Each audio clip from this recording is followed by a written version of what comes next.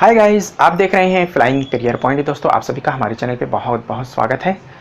दोस्तों, अभी तक हम लोग पढ़ रहे थे, वैदिक पीरियड पढ़ रहे थे। तो इसमें कुछ मैंने जो है ऋग वैदिक काल और उत्तर वैदिक काल दोनों के विषय में चर्चा किया था। और अभी इसमें कुछ वैदिक पीरियड में कुछ और भी इम्पोर्टेंट टॉपिक हैं जिनके विषय में अभी हम बात करेंगे। हम लोग आज अभी जो है मैंने कहा था कि महाजनपद शुरू करेंगे, लेकिन बहुत सा इसमें अभी वैदिक काल में बहुत ज़्यादा फैक्ट है, बहुत फैक्ट है। तो मुझे लगा कि जो है अभी इतनी जल्दी महाजनपद में नहीं आना चाहिए, इसको कंप्लीट कर लेते हैं, इसके बाद आगे बढ़ते हैं। तो चलिए आइए जो है देखते हैं कि कौन सा जो है। सबसे पहले हम लोग ये जानेंगे कि वैदिक साहित्य है कौन कौन से, इसमें कौन कौन से साहित्य आते हैं जिनको कि हम वैदिक साहित्य कहते हैं। तो इसमें जैसे कि चारों वेद आ जाएंगे, ऋग्वेद, यजुर्वेद, सामवेद, अथर्ववेद। इसके बाद कुछ ब्राह्मण ग्रंथ हैं जो कि वेदों को समझने के लिए लिखे गए थे। तो ऐसे ब्राह्मण ग्रंथों की जब रचना की गई तो इन्हें वेदों को समझने के लिए सरल भाषा में इनको लिखा गया, तो इनको ब्राह्मण ग्रंथ कहा जाता है। इसके बाद कुछ और ग्रंथ हैं जैसे कि अरण्यक की रचना की गई, उसके बाद उपनिषद की रचना की गई। अरण्यक का मतलब हो गया, अरण्यक के मीनिंग बता दें कि अरण्य का मतलब होता है जंगल। तो अरण्यक यानी कि जो है जंगल में जो जा करके जो लिखा गया था वेदों को, इसे अरण्यक कहा जाता है। और उपनिषद का मतलब होता है, उप का मतलब होता है समीप, और निषद का मतलब बैठना, यानी कि गुरु के समीप बैठ करके जिन वेदों की रचना की गई इसे उपनिषद कहा जाता है।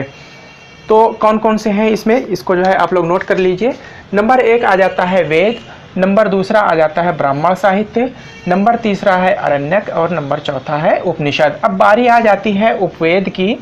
उपवेद, तो उपवेद के विषय में ये कहा गया है कि ये लिखे तो गए हैं वेदों से ही इनको जो है अलग किया गया है, लेकिन यहाँ पर ये कहा गया है कि उपवेदों की जो रचना हुई है वो बहुत बाद में जो है इनकी रचना हुई है, इतने बाद में हुई है, यानी कि जबकि जो है वैदिक काल समाप्त हो गया था, यानी कि ऋग वैदिक काल का टाइम पीरियड भी ख़त्म हो गया था और उत्तर वैदिक का भी टाइम पीरियड ख़त्म हो गया था, तब इन उपवेदों की रचना हुई थी। यानी कि जो है परवर्ती टाइम आ गया था, काफ़ी जो है बाद में लिखे गए, इसलिए उपवेद को इसमें वैदिक साहित्य में नहीं रखते हैं, बल्कि इसको क्या कहते हैं, वैदिकोत्तर साहित्य कहते हैं, वैदिकोत्तर साहित्य, क्योंकि परवर्ती काल में इसको लिखा गया है। ऋग वैदिक काल भी समाप्त हो चुका था और उत्तर वैदिक काल भी समाप्त हो गया था, इसलिए क्या कहते हैं, इसको वैदिकोत्तर साहित्य कहते हैं। अब वैदिक साहित्य को श्रुति भी कहते हैं। श्रुति बहुत आता है। श्रुति का मतलब क्या होता है, जब वैदिक पीरियड शुरू हुआ था यानी कि ऋग वैदिक काल, तब लिखने की कला प्रचलन में नहीं आई थी, यानी कि कोई भी लिपि का विकास नहीं हुआ था। कब, ऋग वैदिक काल में। हालांकि इससे पहले का जो टाइम पीरियड रहा है सिंधु घाटी सभ्यता में, उस टाइम पीरियड में लिखने की कला प्रचलन में थी, लेकिन जब सिंधु घाटी सभ्यता का पतन हो गया, इसके बाद जब वैदिक पीरियड आता है तो यहाँ पर जो आर्य थे, आर्य चूँकि बाहर से आए हुए थे, इनका सिंधु सभ्यता के लोगों से बिल्कुल भी कोई संबंध नहीं था।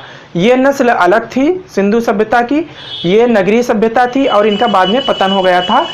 ऐसा माना जाता है कि 1500 BC में सिंधु घाटी का सभ्यता का पतन हो गया था, और 1500 ईसा पूर्व 1500 BC में ही वैदिक आर्य सभ्यता का पता चलता है, यानी कि वैदिक सभ्यता का।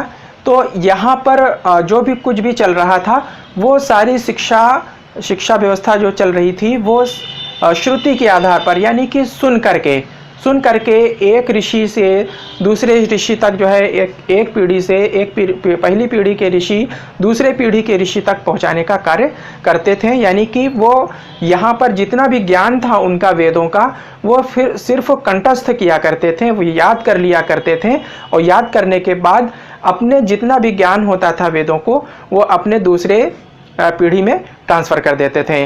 तो इस प्रकार से जितना भी जो है सिस्टम ये एजुकेशन का चलता था, ये सारा सिस्टम सुन करके जो है चलता था, मौखिक रूप से।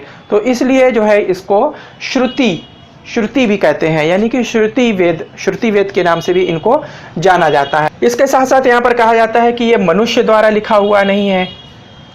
ये भी जो है बहुत ही इंपॉर्टेंट है, यहाँ पर से भी क्वेश्चन बहुत आता है कि ये मनुष्य के द्वारा लिखा गया ग्रंथ नहीं है। जो चारों वेद लिखे गए हैं ये मनुष्यों के द्वारा नहीं लिखे गए हैं, ऋग्वेद, यजुर्वेद, सामवेद और अथर्ववेद, बल्कि इसे कहा गया है कि इसकी रचना, जो रचनाकार हैं वो देवता रहे हैं या ईश्वर रहे हैं, गॉड के द्वारा इनकी रचना की गई है। तो इसलिए इसे इसके रचनाकार कौन कहा जाएगा? अगर कभी एग्जाम में पूछा जाता है कि वेदों के रचयिता कौन है, तो किसी मनुष्य का नाम अगर देता है तो मनुष्य का नाम वहाँ पे आना ही नहीं है। अगर मनुष्य का नाम आएगा तो संकलनकर्ता के रूप में आएगा, न कि वेदों के रचयिता के रूप में। वेदों के रचयिता ईश्वर हैं, इसीलिए इस ग्रंथ को अपौरुषेय भी कहा जाता है। अपौरुषेय याद रखिएगा आप लोग। आ, छोटा आ, पा में औ की मात्रा, रा में उ की मात्रा, शा ओ या, अपौरुषेय ग्रंथ भी कहा जाता है। इसके बाद पहले के जो 3 ग्रंथ हैं, ऋग्वेद, यजुर्वेद, सामवेद, इनको क्या कहा जाता है? वेद त्रयी कहा जाता है। वेद त्रयी इनको, पहले के जो शुरू के 3 ग्रंथ हैं, ऋग्वेद, यजुर्वेद, सामवेद, ये वेद त्रयी कहलाते हैं। और अथर्ववेद को वेद त्रयी की श्रेणी में नहीं रखा जाता है। इसका मीनिंग भी हम बता दें कि ऐसा क्यों है, क्योंकि ऋग्वेद, यजुर्वेद, सामवेद जो रहे हैं इसमें सिर्फ आर्यों से संबंधित बातें लिखी गई हैं। कोई भी, यानी कि जितनी भी बातें हैं वो अलौकिक बातें हैं। और जो अथर्ववेद है इसमें लौकिक बातें भी सम्मिलित कर ली गई। और या इसके साथ साथ ये कह सकते हैं कि जो अनार्य जो है थे, यानी कि जो सिंधु घाटी वाली नस्ल के लोग थे, उनकी बहुत सारी जो है दिनचर्या थी, उनसे संबंधित बहुत सारी बातें थी, तो उनको जो है शामिल कर लिया गया था अथर्ववेद में, इसलिए इसको अलग रख दिया गया। और वेद त्रयी पूछा जाए तो वेद त्रयी में ऋग्वेद, यजुर्वेद और सामवेद, ये 3 वेद आते हैं जिनको वेद त्रयी कहा जाता है। नेक्स्ट है, अब हम लोग सबसे अब अलग अलग जो है पढ़ेंगे कि ऋग्वेद क्या है, सामवेद क्या है, यजुर्वेद क्या है। तो सबसे पहले ऋग्वेद देख लेते हैं। यह सबसे प्राचीन ग्रंथ है। वैदिक काल का सबसे प्राचीन ग्रंथ अगर पूछा जाए तो वो ऋग्वेद है। ऋग्वेद जो शब्द बना है वो ऋक से बना है, जिसका ऋक का मतलब होता है छंदोबद्ध करना। किसी वाक्य को जब छंद के साथ जो है बद्ध कर देते हैं, छंद के साथ जोड़ करके जब हम बनाते हैं तो इसको ऋक कहा जाता है। और इसे श्लोक भी कहते हैं। तो छंदोबद्ध करना या श्लोक के रूप में लिखना, इसको ये ऋक कहलाता है। तो यानी कि जैसे कविताएं लिखी जाती हैं, छंद या श्लोक के रूप में कविताएं होती हैं, पढ़ने में बड़ा अच्छा लगता है, इसी तरीके से इनकी रचना भी की गई है। इसमें सूक्त जो है जो लिखे गए हैं, जो सूक्त हैं वो विविध देवताओं की स्तुति है, उसमें देवताओं की बहुत ज़्यादा प्रशंसा की गई है। तो ऐसे इसे जो है क्या कहा गया है, इस तरीके इसे सूक्त कहते हैं। रचना जो इसकी हुई है सप्त सैंधव प्रदेश में हुई है, यानी कि जो सिंधु घाटी वाला क्षेत्र रहा है वहाँ पर इसकी रचना हुई है, तो सप्त सैंधव प्रदेश कहलाता है ये। इसके बाद मंडल की बात करें तो ऋग्वेद में 10 मंडल हैं, 10 मंडल हैं दोस्तों। और सूक्तों की संख्या की बात करें तो कहीं पर कुछ किताबों में यानी कि कुछ राइटर 1028 लिखते हैं और कुछ 1017 लिखते हैं। मंत्र की बात करें तो 10,580 मंत्र ऋग्वेद में हैं। ये संख्या जो है अलग अलग क्वेश्चन बना करके कि ये कभी कभी पुटअप कर लेता है। दोस्तों अगर इतनी बात आप लोगों को समझ में आई हो तो एक लाइक तो बनता है, और साथ ही अभी तक जिन लोगों ने हमारे चैनल को सब्सक्राइब नहीं किया है सब्सक्राइब कर लें, बराबर में बेल के आइकन को प्रेस कर लें। इसके बाद यहाँ पर हम ये बताना चाहेंगे दोस्तों कि आप लोग जो है वीडियो पूरा देखा करिए।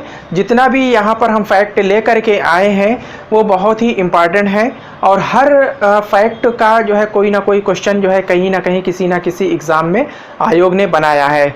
तो इसलिए जो है हम आप लोगों से जो है मेरा रिक्वेस्ट है कि आप लोग बिल्कुल भी इसको स्किप ना किया करें। और एक भी बार अगर आप स्किप करेंगे 10 सेकंड के लिए भी अगर आप स्किप कर देते हैं तो आप मान के चलिए कि आप 2 से 3 क्वेश्चन आपका लॉस हो सकता है। तो इसलिए जो है बिल्कुल भी इसको स्किप वीडियो ना करें।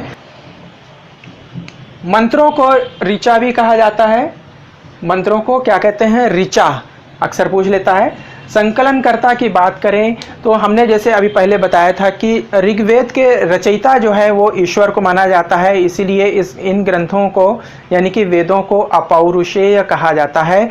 और लेकिन इनको बाद में जब ग्रंथ का यानी कि एक बुक के रूप में, किताब के रूप में जब इसकी शक्ल दी गई, एक रूप दिया गया किताब के रूप में, तो इसको यानी कि जो है लिखा जब गया तो इसको क्या कहेंगे? संकलित किया गया। क्योंकि जो है एक भाग कहीं और लिखा हुआ है, दूसरा भाग, दूसरा मंडल कहीं है, तीसरा मंडल कहीं है, अलग अलग मंडल के रूप में जो है इसकी रचना थी। तो सारे मंडलों को जोड़ करके एक बुक तैयार की गई। तो इसको जिन्होंने किया था वो कौन थे? तो इनका नाम क्या था? महर्षि कृष्णद्वैपायन। तो इसीलिए इस ग्रंथ को वेद व्यास भी कहा जाता है। इसके बाद है कि इसका पुरोहित कौन था? अच्छा, इसमें जो है ऋग्वेद का जब पाठ किया जाता था, यानी कि जो है जब उसका यज्ञ होता था, तो यज्ञ कराने के लिए एक पुरोहित का प्रबंध किया जाता था। तो एक पुरोहित होता था, तो जो इसको ऋग्वेद को का जो पुरोहित है, जो माना जाता है, तो इसको क्या कहते हैं? ऋग्वेद के पुरोहित को क्या कहते हैं? होता। तो ये बहुत बार क्वेश्चन पूछा गया है, बराबर जो है आयोग ये वाला क्वेश्चन बराबर पुटअप करता है कि जो ऋग्वेद का पुरोहित है उसका नाम क्या है? आप लोग याद रखिएगा, होता।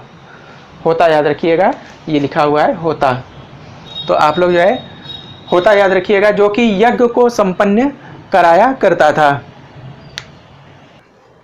ऋग्वेद के 3 भाग हैं। पहला है शाकल, यानी कि ऋग्वेद 3 भागों में बटा हुआ है। इसके 3 भाग हैं, इसको 3 अलग अलग भागों में इसकी रचना की गई थी। तो पहला इसका भाग जो मिला है वो उसका जो है नाम शाकल है। शाकल में 1017 सूक्त प्राप्त हुए हैं। दूसरे नंबर पे आता है वाष्कल। वाष्कल में 26 सूक्त हैं, जो कि अब वाष्कल उपलब्ध नहीं है। जो शाकल है वो भारत का जो भूभाग रहा है, तो उस भूभाग में पाया गया है। जबकि जो वाष्कल है वो वाष्कल अफगानिस्तान वाला एरिया था, या ईरान वाला, जो मुख्य रूप से ईरान वाले एरिया में ऐसा कहा जाता है कि वाष्कल की रचना, जो आर्यों की एक शाखा ईरान में रुक गई थी, उसने वहाँ वाष्कल की रचना की थी, जो कि इसका वाष्कल का कोई भी भाग आज के टाइम में मौजूद नहीं है। तीसरा भाग है बालखिल्य।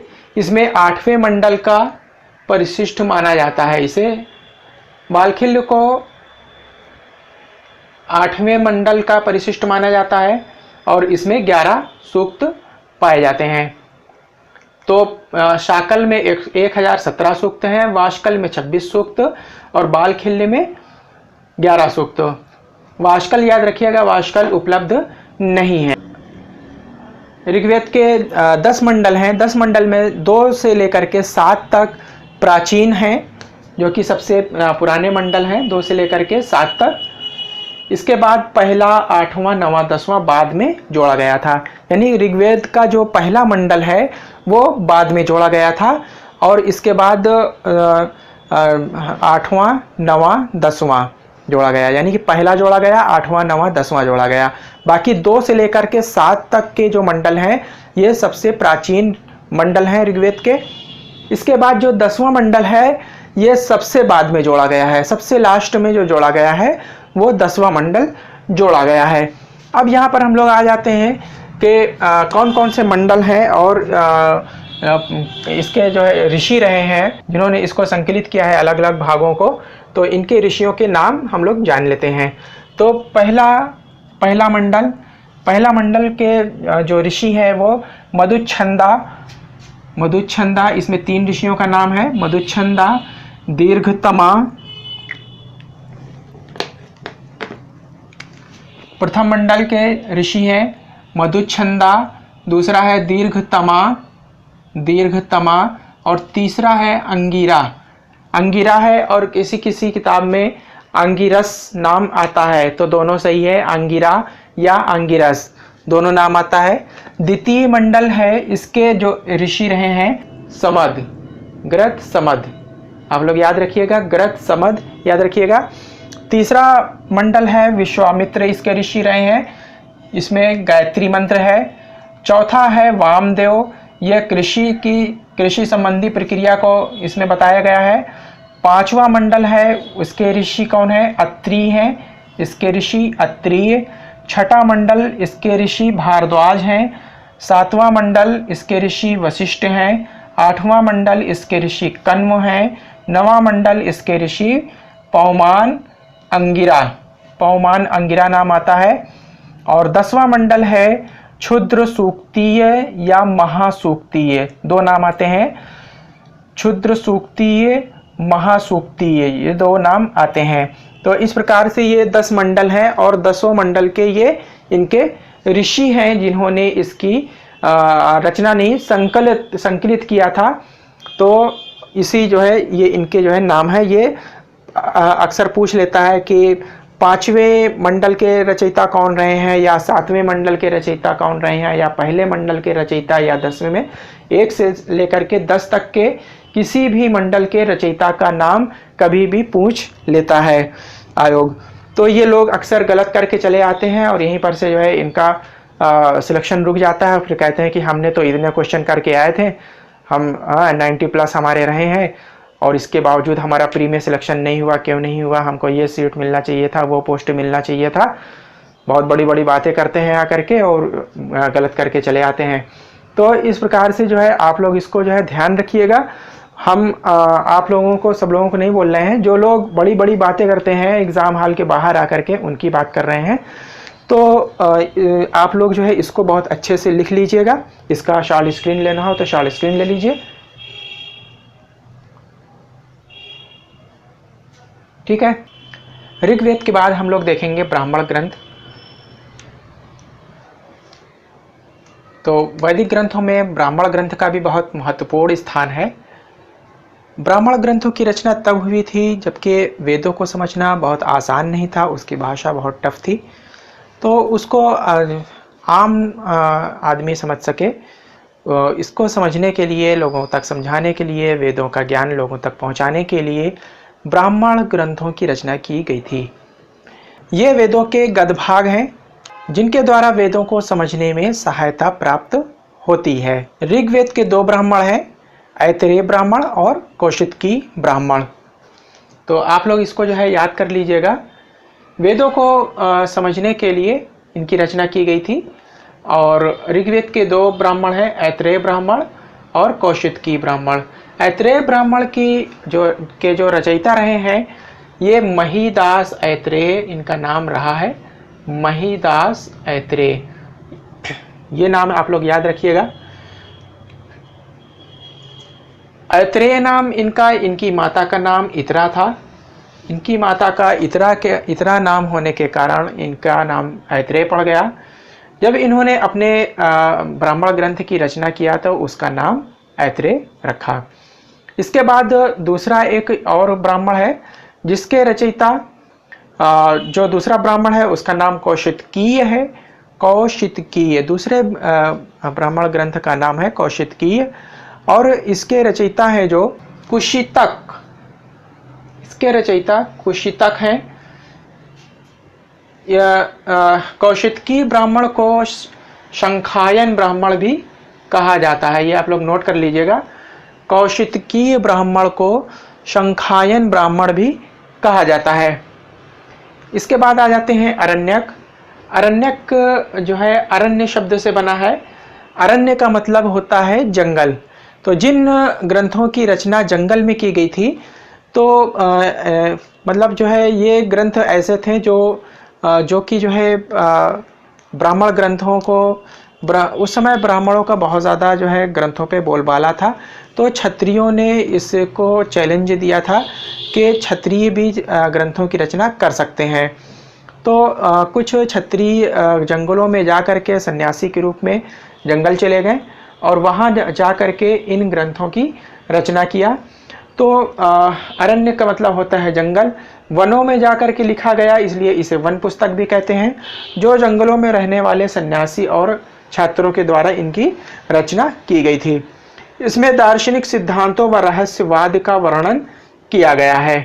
ऋग्वेद के दो अरण्यक हैं, ऐत्रेय अरण्यक और कौशिकी अरण्यक। यानी कि जो अरण्यक के नाम है यहाँ पर और जो ऋग्वेद के ब्राह्मण ग्रंथ हैं इनके नाम एक ही है, सेम है। इसी तरह आगे जो है जब हम लोग उपनिषद में आएंगे तो यहाँ पर भी हमको सेम नेम दिखाई देता है। तो आगे हम इसकी जो है रचना देखेंगे। इसके बाद उपनिषद का नंबर आता है। उप का मतलब होता है समीप और निश का मतलब होता है बैठना। उपनिषद यानी कि समीप बैठना, यानी कि जब छात्र गुरु के समीप जा करके बैठ करके गुरु के समीप बैठ करके ज्ञान सीखता था, तो ऐसे में इसका नाम उपनिषद पड़ गया। ये वेदों के अंतिम भाग हैं, इसलिए इनको वेदांत भी कहा जाता है।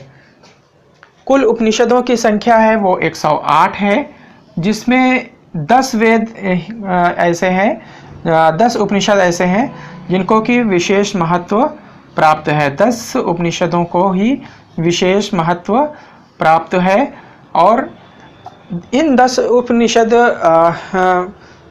उपनिषदों में आदि गुरु शंकराचार्य, यानी कि जो इनमें ये जो महत्वपूर्ण जो विशेष उपनिषद हैं, इन्हीं में आदि गुरु शंकराचार्य ने अपना भाष्य लिखा है।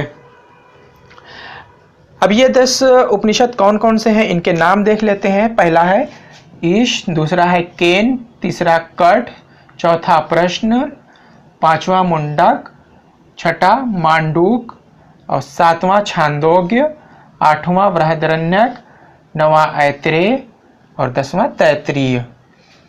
इसमें मुख्य रूप से आत्मा और ब्रह्म का वर्णन किया गया है।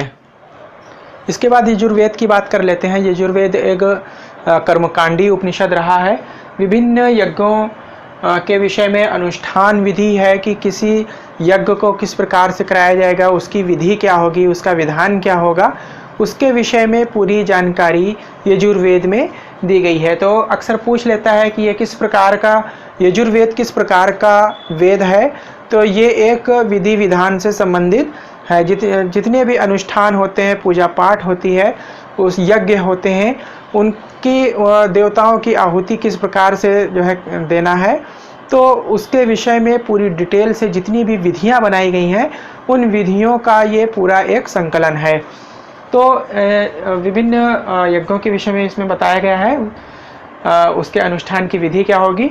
फिर अध्याय, इसमें कुल अध्यायों की बात करें तो 40 अध्याय हैं और मंत्र की बात करें तो 1990 इसमें मंत्र हैं। इस यज्ञ को जो कराता था पुरोहित, उसका पुरोहित क्या होता था।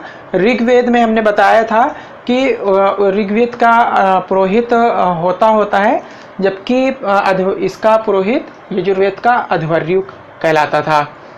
ऋग्वेद का होता और यजुर्वेद का अध्वर्यु। फिर है यजुर्वेद के जो है 2 भाग हैं, यानी कि यजुर्वेद 2 भागों में बटा हुआ है। पहला है शुक्ल यजुर्वेद, दूसरा है कृष्ण यजुर्वेद। शुक्ल यजुर्वेद को वाजस्नेयी संहिता भी कहा जाता है और ये शुक्ल यजुर्वेद भी 2 भागों में बटा हुआ है। इसका पहला भाग है शुक्ल यजुर्वेद का एक भाग कहलाता है कण्व और शुक्ल यजुर्वेद यानी वाजस्नेयी संहिता का दूसरा भाग कहलाता है मध्यादिन। आप लोग याद रखिएगा कि यजुर्वेद के 2 पार्ट हैं, 2 भाग हैं। पहला जो है शुक्ल यजुर्वेद कहलाता है, दूसरा कृष्ण यजुर्वेद कहलाता है। शुक्ल यजुर्वेद ही वाजस्नेयी संहिता भी कहलाता है, यानी शुक्ल यजुर्वेद को ही वाजस्नेयी संहिता कहते हैं। वाजस्नेयी संहिता के 2 भाग हैं, कण्व और नंबर दूसरा है मध्यादिन। पहला भाग कण्व है, नंबर दूसरा भाग मध्यादिन है। ये आप लोग जो है याद कर लीजिएगा। इसके बाद कृष्ण यजुर्वेद के 4 भाग हैं। पहला है काठक संहिता, दूसरा है कपिष्ठल संहिता और तीसरा है मैत्रेयी संहिता, चौथा है तैत्तिरीय संहिता। इसके बाद अब हम लोग देखेंगे ब्राह्मण ग्रंथ। यजुर्वेद का ब्राह्मण ग्रंथ कौन है, तो यजुर्वेद का कुल एक ही ब्राह्मण ग्रंथ है जिसका नाम है शतपथ ब्राह्मण। यह सबसे प्राचीन ब्राह्मण है और सबसे पुराना, सबसे बड़ा, सबसे प्राचीन यानी कि पुराना या प्राचीन और सबसे बड़ा ब्राह्मण है। ब्राह्मण ग्रंथ है। इसके लेखक याज्ञवल्क्य हैं, आप लोग याद रखिएगा। ब्राह्मण शतपथ ब्राह्मण के जो लेखक हैं, शतपथ ब्राह्मण के जो लेखक हैं, शतपथ ब्राह्मण किसका ब्राह्मण ग्रंथ है? शतपथ ब्राह्मण किसका ब्राह्मण ग्रंथ है? यजुर्वेद का ब्राह्मण ग्रंथ है। और इसके लेखक कौन है? इसके लेखक हैं याज्ञवल्क्य। यजुर्वेद का अरण्यक, हर वेद का अपना एक अरण्यक है, एक ब्राह्मण ग्रंथ है, एक अरण्यक और एक उपनिषद है। तो सबके हर ऋग्वेद, सामवेद, यजुर्वेद, अथर्ववेद सबके अपने अपने अरण्यक यानी कि ब्राह्मण ग्रंथ, फिर अरण्यक, फिर उपनिषद, इन तीनों के सबके अपने अपने ये जो है, लेकिन इनकी संख्या अलग अलग हो सकती है। तो अब यजुर्वेद का अरण्यक कौन कौन से हैं? यजुर्वेद के 3 अरण्यक हैं। पहला है, यजुर्वेद के 3 अरण्यक है। पहला बृहद अरण्यक है, दूसरा तैत्तिरीय अरण्यक है, और दूसरा तैत्तिरीय और तीसरा शतपथ अरण्यक। फिर उपनिषद की बारी आती है। तो यजुर्वेद के देखते हैं कौन कौन से उपनिषद हैं। पहला है बृहद उपनिषद, दूसरा कठोप उपनिषद, तीसरा है ईशोप उपनिषद, चौथा स्वतेश्वर उपनिषद और पांचवा मैत्रायण उपनिषद, छठा है महानारायण उपनिषद। तो इस प्रकार से इतने ये इसके उपनिषद हो गए। तो इसमें से अगर कोई भी जो है एक नाम दे दे और 3 ऑप्शन में कोई और नाम दे दे, तो आप लोगों को पहचान करके बताना पड़ेगा कि जैसे अगर कोई एक नाम दे देता है बृहद उपनिषद, पूछ लेगा कि जो है इसमें से यजुर्वेद का कौन सा उपनिषद है।